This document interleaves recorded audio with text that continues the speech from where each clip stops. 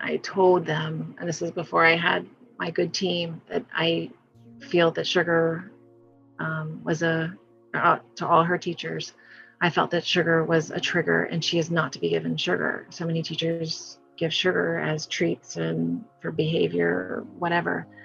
And I found out that was still being done, not by her main teachers, but by some of her resource teachers. And that just really upset me.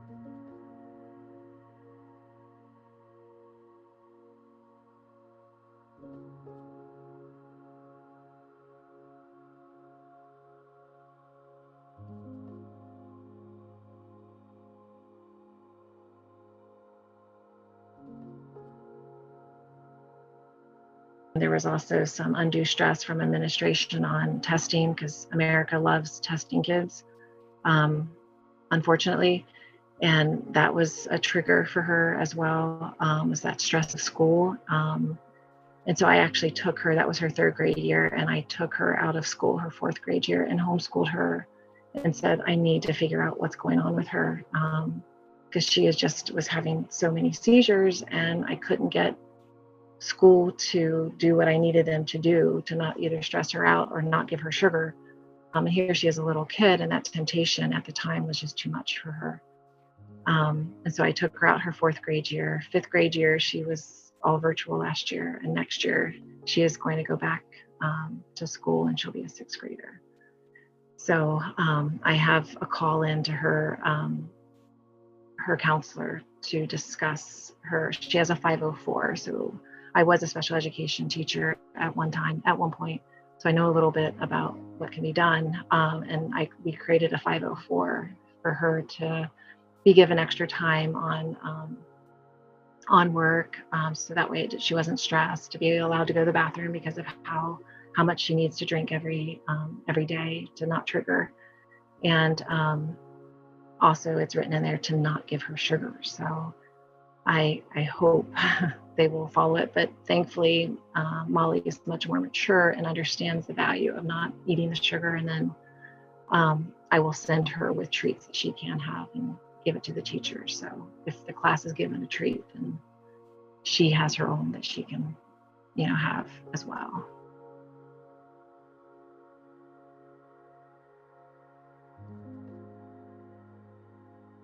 So if I'm going to do spaghetti or something, or pizza. Well, pizza, I already have a crust that I make and it's fine for her. And then, but like for spaghetti, there are certain pasta things. Like I just found a pasta at Aldi's, and it has, I don't know, like a carb or 2 carbs. And then there's another like pasta substitute at Whole Foods that I buy. So that's not so bad. So we'll have our gluten-free pasta, and then she'll have her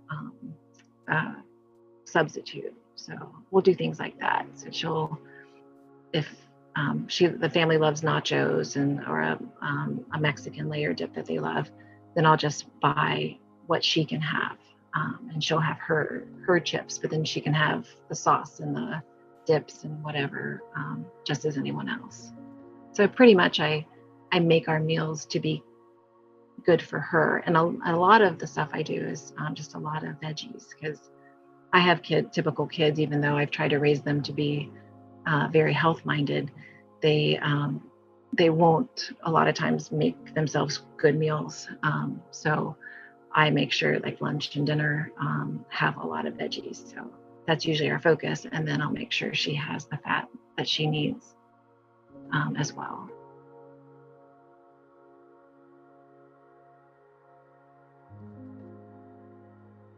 It's the treats. The kids want ice cream, and I've yet to find an ice cream that my daughter can have.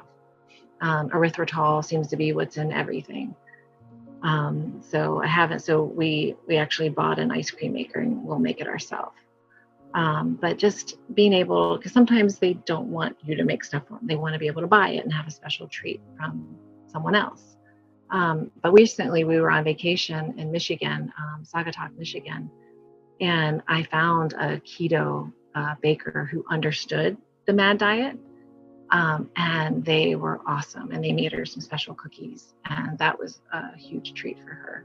because they knew I was able to talk to them and they understood, and they made her chocolate chip cookies that she could have. But the treats seem to be the biggest challenge for her. She wants what the other kids have. You know, she started this diet when she was 9, so that's really hard for her. But I try to make it better by buying the monk fruit and the stevia, and there we found some candy bars that she can have and some chocolate chips that she can have, and we'll make cookies, and we change the cakes to be keto friendly, but it can be hard because the flours aren't as fluffy, and so that can be a challenge. I found adding oil, which is good for keto, that tends to make it moister and a little more appealing for her, which also is good for the diet. So it's a win-win.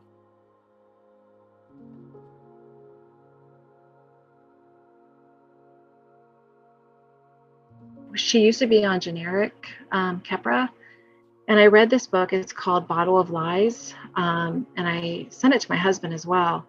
And from what I understand, when a generic can be approved to replace a name brand, and if it has a strength level of 80 to like 120% that of the name brand.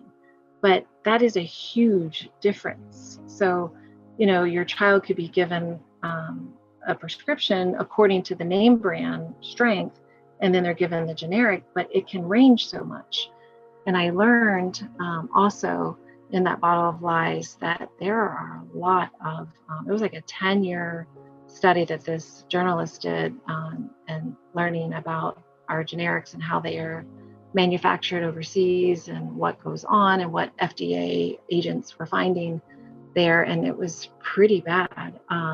And that really, it made us, my husband and I, wonder, and maybe that's why too, she was having some of those breakthrough seizures while on Keppra, but it was a generic.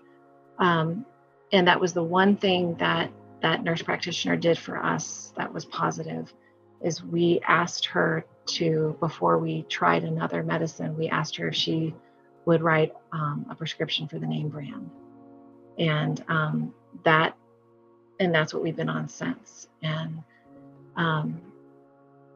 I think maybe that has something to do too with her not having as bad as reactions as she used to have on it, because I would find her sometimes crying in the shower, and while she was on the generic. And that's what I told the nurse practitioner. I said, can we please try the name brand? And so we got on to the name brand. And if other people find that a generic is not working well, and Keppra is supposed to be the one that eliminates seizures for a lot of children, and it wasn't doing that for Molly. And so I would recommend that book to just learn more about, if you're going to be on pharmaceuticals, learn about there are companies you don't want that have shown that they are not trustworthy to have medicine from. That is a great book, Bottle of Lies. And just, if you see worse reactions to the medicine, there may be a reason to get them on the name brand and try that before upping dosage or adding more to their medicine.